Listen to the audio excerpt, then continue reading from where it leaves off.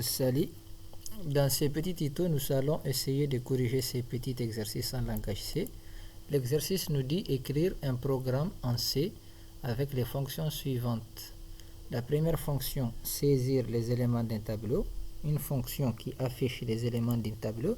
Et une fonction qui trie les éléments d'un tableau en ordre croissant.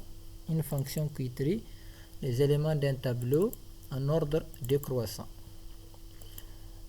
D'accord, on commence. En premier lieu, nous allons déclarer notre tableau. Tab, on va dire 5. Nous pouvons demander à l'utilisateur d'entrer un nombre de départ, mais bon, vu que ce n'est pas le but de la vidéo, nous allons initialiser notre tableau à 5. Et on va commencer avec la première fonction qui saisit les éléments, qui va saisir les éléments de ce tableau-là. On va déclarer, on va dire void, vu qu'elle ne retourne rien. On le nomme saisir tab, qui prend en paramètre un tableau d'entier. Et qu'est-ce que saisir tab fait? Elle va nous permettre de saisir les éléments du tableau à partir du clavier. Et on va déclarer un entier i qu'on va utiliser comme compteur. On va faire une boucle qui commence de i allant à 5, allant de 0 à 5 moins 1, vu qu'on a 5 éléments. Comme un tableau de 5 éléments, c'est 0, 1, 2, 3 et 4. Ça, c'est 5 éléments. 1, 2, 3, 4 et 5. Vu qu'un tableau commence à l'indice 5, à l'indice 0. Donc, j'espère qu'on est d'accord sur ce point. On va dire pour i allant de 0 à i inférieur à 5, qui est 4, et plus, on va juste faire, par exemple, une boucle for. Si vous n'avez qu'une seule instruction exécutée, vous n'avez pas besoin d'ouvrir les accolades. Pour une seule exécution, il suffit. Par exemple, là, on va ouvrir les accolades. Pourquoi? Parce qu'on va faire un affichage et un scanf. Un printf et un scanf. Du coup, ça fait deux instructions. Donc, on doit les mettre entre guillemets, entre accolades. On va dire printf, entrée, tab, %d pour l'indice, tab de i. Voilà. Et puis on fait un scanf, on scanne la valeur que l'utilisateur va donner à l'adresse de tab de i. Donc, si on appelle cette fonction là sur notre tableau, on lui passe en paramètre notre tableau, on va juste saisir les éléments du tableau, mais on aimerait les afficher après. Et l'exercice aussi les demande. On a écrit les tableaux qui va saisir les éléments, on va maintenant écrire les tableaux qui va les afficher. Maintenant, on va dire void, ça ne retourne rien, affiche tab, qui affiche les tableaux, qui prend un tableau d'entier en paramètre. On déclare un compteur i, et on va tout simplement dire for i est égal à 0, i inférieur à 5, point virgule i plus, vu que nous connaissons au départ la taille de notre tableau. On va dire printf, on va juste afficher les tableaux qu'on va lui passer en paramètre. D'accord? Printf tab %d, qui est l'indice, plus %d, la valeur. Et on va faire un retour à la ligne avec un slash n. On affiche i plus 1. Pourquoi? Parce que l'utilisateur en fait ne va peut-être pas comprendre l'élément 0. Par exemple, tab de 0. Il va peut-être pas comprendre. Donc, on va lui afficher 1. Vous voyez, on va prendre ces 0 là, i qui est 0, on va faire plus 1, donc on affiche 1. Deuxième itération, i est égal à 1, on affiche 1 plus 1 est égal à 2. Vous voyez, donc ça c'est juste lors de l'affichage. Ça va pas, on n'affecte pas la valeur de i. Ici, c'est juste pour l'affichage, vous comprenez? On va faire la même chose ici aussi. Et ensuite ici, on affiche la valeur des tables de i. On compile, voir s'il n'y a pas d'erreur, on exécute. Donc tableau 5, 4, 3, 2, 1. Ça n'a pas affiché parce qu'on n'a pas appelé les tableaux. On va appeler le tableau affiche. On l'a juste, mais on l'a pas appelé. On lui passe en paramètre notre tableau. Et ensuite, on exécute les programmes. 5, 4, 3, 2, 1. Voilà, il nous a affiché notre tableau ici. On a saisi les éléments du tableau. Ici, on les a affichés. Et on peut faire aussi, par exemple, on peut mettre, par exemple, si on a beaucoup de fonctions à écrire pour un seul exercice, pas besoin, par exemple, si on écrit toutes ces bibliothèques ici, ça peut peut-être prendre tout l'espace. Donc, ce que nous pouvons faire, on peut créer un nouveau fichier et écrire dedans nos fonctions. On va les couper ici, venir les coller ici. Chacune, on peut même mettre un petit commentaire au-dessus de chacune. On dit cette fonction qui saisit les tableaux. Cette fonction affiche les éléments du tableau. Affiche les éléments du tableau.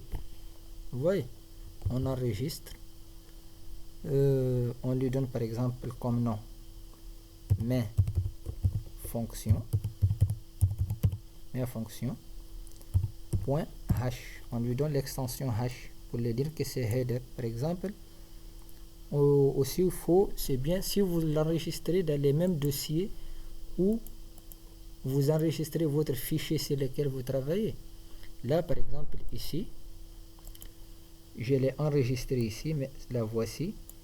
Et voici l'exercice sur lequel je travaille. Est-ce qu'il est, par exemple, je ne sais pas s'il est dans le même répertoire. Je l'ai appelé ici. Le nom c'est Exotri.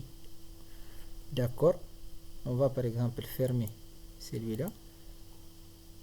C'est Warno. Voilà. On va ouvrir un nouveau fichier. On va inclure la tableau, la bibliothèque standard dessus. Include qui veut dire inclure, studio, std qui veut dire studio, io qui veut dire standard, je veux dire io qui veut dire input output, point h qui veut dire header. On va aussi inclure notre bibliothèque qu'on vient de créer, qu'on a nommé mes fonctions. Attention, pardon, on doit mettre include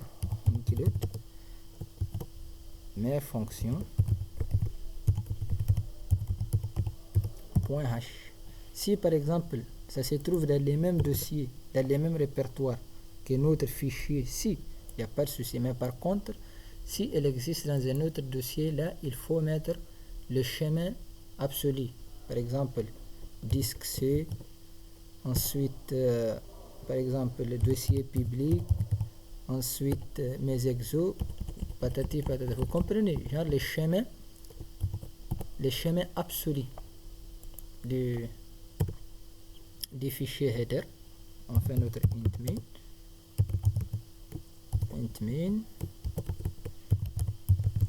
return 0. Ensuite on enregistre dans les mêmes dossiers où il y a notre bibliothèque. On va l'appeler exo3 en c.c pour avoir l'extension c. Donc on l'a inclus ici. On va compiler, voir s'il n'y a pas d'erreur. Ici il y a une erreur. Oui, c'est int. On exécute, il n'y a pas de problème. Donc on a les deux fonctions ici. Une fonction saisir tab. On va même l'appeler dans l'exercice. On va d'abord déclarer les tableaux. Une tab de 5. On va appeler la première fonction saisir tab. On lui passe en paramètre les tableaux. On doit aussi appeler affiche tab. J'espère que je l'ai écrit comme ça. On lui passe les tableaux en paramètres. On compile. Il n'y a pas d'erreur. On compile et on exécute. On voit que tout marche à la perfection. Rien n'a changé. Maintenant, à chaque fois que nous voulons écrire une fonction, on revient dans notre fichier où on écrit les fonctions. Maintenant, par exemple, il nous reste à faire une fonction qui trie les éléments en ordre croissant, une fonction qui trie les éléments en ordre décroissant. Donc ici, ordre croissant. Donc, qu'est-ce que cette fonction nous demande de faire? Par exemple, si on a le tableau sous cette forme-là, tab, le premier élément c'est 5, le deuxième c'est 4, le troisième c'est 3, 2, ensuite 1. Maintenant, qu'est-ce que le tableau nous demande, l'exercice nous demande?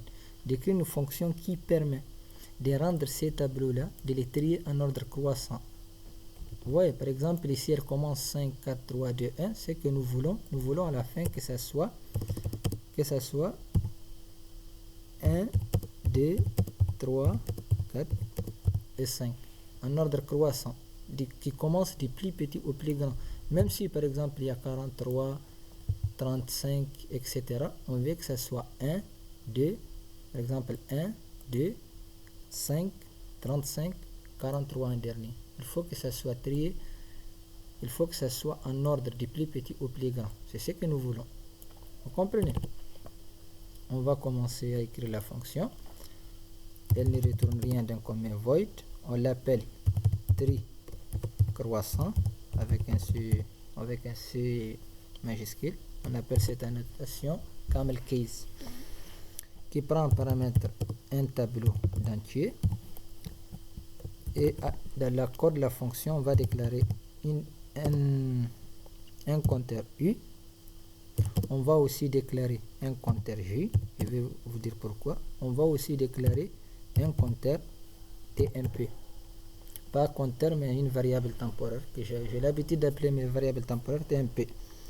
On va dire for I est égal à 0 à I inférieur à 5, point virgule, I plus plus. Qu'est-ce que nous allons faire? On veut que tab de I. Par exemple, pourquoi nous avons déclaré cette variable-là, la variable temporaire? Par exemple, nous, on veut faire une boucle qui va vérifier pour I allant de 0 à I inférieur à 5, I plus plus, si tab de I, on va faire si if tab de I supérieur à tab de I plus 1. Comprenez? Tab de I plus 1, alors tab de I va recevoir tab de I plus 1 et que tab de I plus 1 reçoit la valeur de tab de I. Ce qui n'est pas possible. Pourquoi? Parce que si on dit tab de I reçoit tab de I plus 1, ça veut dire que tab de I plus 1, I c'est combien? I c'est 0. Donc tab de 1 qui est 0 plus 1, on va la copier, on va dire tab de I reçoit tab de I plus 1. Donc ça veut dire qu'on va copier la valeur de tab de I plus 1 dans tab de I. Ce qui va faire à ce que nous allons perdre la valeur de tab de I. Vous comprenez? On va vérifier si est-ce que 5 est supérieur à 43. Par exemple, on va mettre ici 55. Est-ce que 55 est supérieur à 43?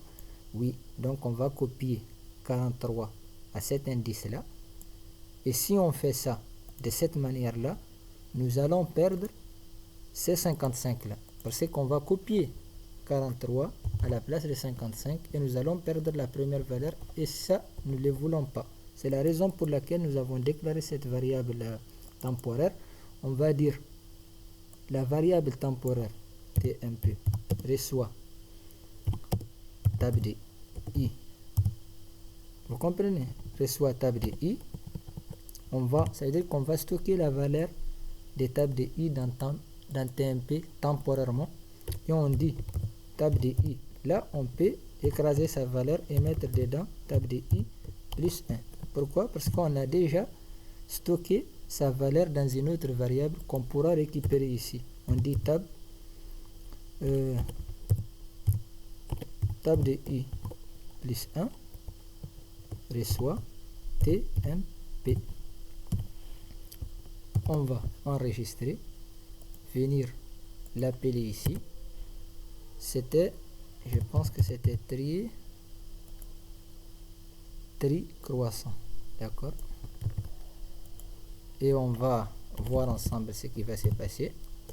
Ça va marcher, mais pas, ça va pas vraiment donner les résultats que nous voulons exactement. Je vais vous dire pourquoi. Par exemple, ici il y a un problème, oui, table de i plus 1. Je n'ai pas mis le 1. Ok, on retourne, on exécute. 5, 4, 3, 2, 1. Et ce que nous voulons. Par exemple, ici, on a rentré nos éléments du plus grand au plus petit. Nous, on veut qu'ils sortent du plus petit au plus grand. Je vais faire entrer, voir les résultats. Qu'est-ce qui s'est passé? On avait en premier lieu 5. Et ici, on a 4.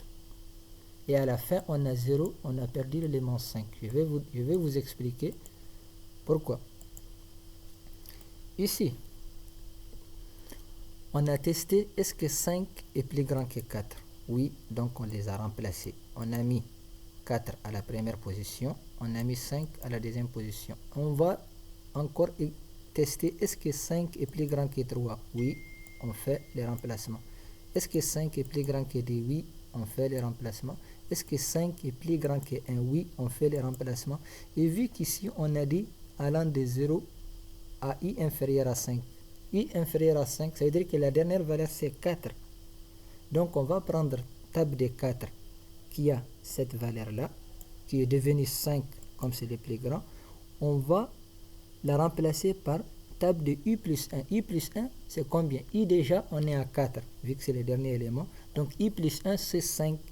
Et table de 5 n'existe pas. Nous on a 4 éléments. 0 y compris. 0, 1, 2, 3, 4. Ce qui fait 4. Vous comprenez? Par exemple, ça c'est l'indice 0, ça c'est l'indice 1, l'indice 2, l'indice 3 et l'indice 4. Et si on dit 5, ça n'existe pas. Du coup, ça va nous amener une variable, une valeur. Par exemple, ici, ça a amené 0. Vous comprenez? Donc, pour remédier à cela, on va arrêter la boucle à 5 moins 1. Plutôt, oui, pour i allant de 0 à i allant de 4 plus, allant de, pour i égale à 0 à i allant de i inférieur à 5 moins 1. Ça veut dire, ici par exemple, on a 4, c'est 5 moins 1.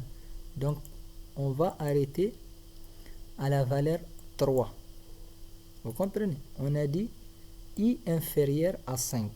I inférieur à 5, c'est combien? C'est 4. Moins 1.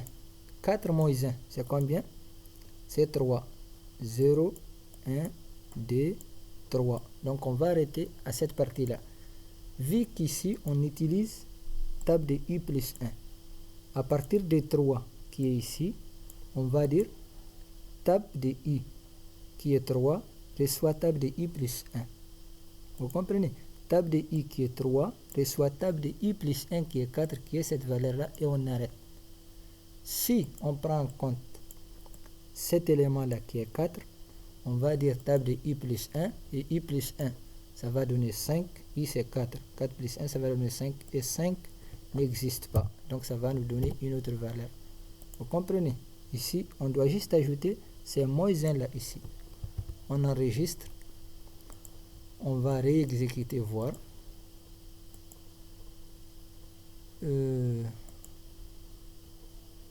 C'est quoi le problème?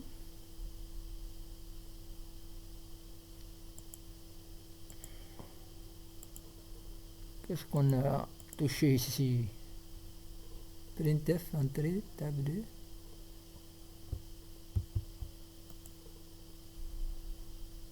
Qu'est-ce qu'ils disent ici? Un CTRL Z. CTRL S. On copie. Entrée, public int.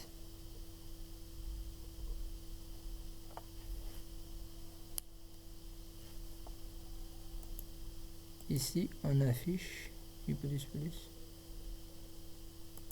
Bon, je ne sais pas les problèmes avec cette...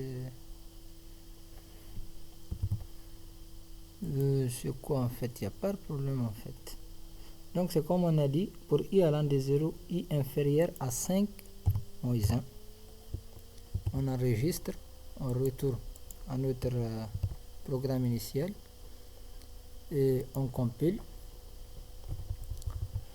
5, 4, 3, 2, 1. 11. Ok. Le plus grand élément, c'est 11. Vous voyez, 11 est devenu le dernier. Par exemple, si c'était, on va reprendre, mettre le premier comme plus grand élément. 5, 4, 3, 2, 1. Vous voyez, 4, 3, 2, 1, 5. Vous voyez, donc on a résolu notre problème des zéros. Mais pourquoi on n'a pas trié les tableaux entiers? Par exemple, là, on a juste testé les premiers éléments. C'est pourquoi ici, j'ai déclaré deux compteurs, I et J. Parce que ici, on va juste comparer les premiers éléments. Est-ce que 55 est plus grand que 43? Oui, on les remplace. Est-ce que c'est plus grand que 35? Oui, on le remplace. Est-ce que c'est plus grand que 2? Oui, on le remplace. 1? Oui, on le remplace. Et la boucle est terminée. Vous voyez, on teste juste un seul élément par les autres. Et nous, ce que nous voulons le faire autant de fois que nous avons d'éléments dans les tableaux. Donc, on va faire une autre boucle for J. Cette fois-ci, comme I, on l'utilise déjà. J égale à 0, point virgule, J inférieur à 5, point virgule, J plus plus. Et tout ce que nous allons faire, dans cette boucle-là, on va utiliser celle qu'on a déjà écrite. Voilà, ça veut dire que on va tester les éléments pour I allant de 0. On va tester, par exemple, on va refaire le même traitement, mais 5 fois. On va tester cet élément par rapport à tous les autres. On va aussi tester cet élément par rapport à tous les autres, ainsi de suite, jusqu'à ce que les tableaux se terminent. On enregistre. On exécute notre programme. On va donner 5, 4, 3, 2, 1. Et on veut que ça soit 1, 2, 3, 4, 5 comme résultat. Et c'est ce qui s'est passé. Ça marche. On va réexécuter et donner des valeurs aléatoires. Vous voyez, moi-même, je ne sais pas ce que j'entre. 55, 43, 65, 234, 65. 43, 55, 65, 65, 234. Donc, le programme fonctionne. Et la dernière fonction, on nous dit de trier, mais en ordre décroissant. Ça veut dire qu'on va faire la même chose, mais sauf que ça serait à l'inverse. Donc, on va juste copier notre fonction que nous avons déjà écrite. Et on va juste, ici, on va dire décroissant. Ici aussi, on va dire décroissant. Donc, ici, on va faire les mêmes traitements. Sauf que la condition, on ne va pas vérifier si table de I est supérieure à table de I plus 1, mais plutôt inférieure. Vous comprenez? C'est tout. C'est la seule chose à changer. Parce que c'est le même principe.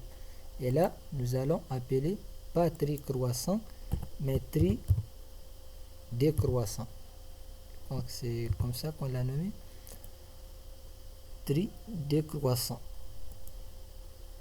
Ouais, je pense que c'est ça. On exécute.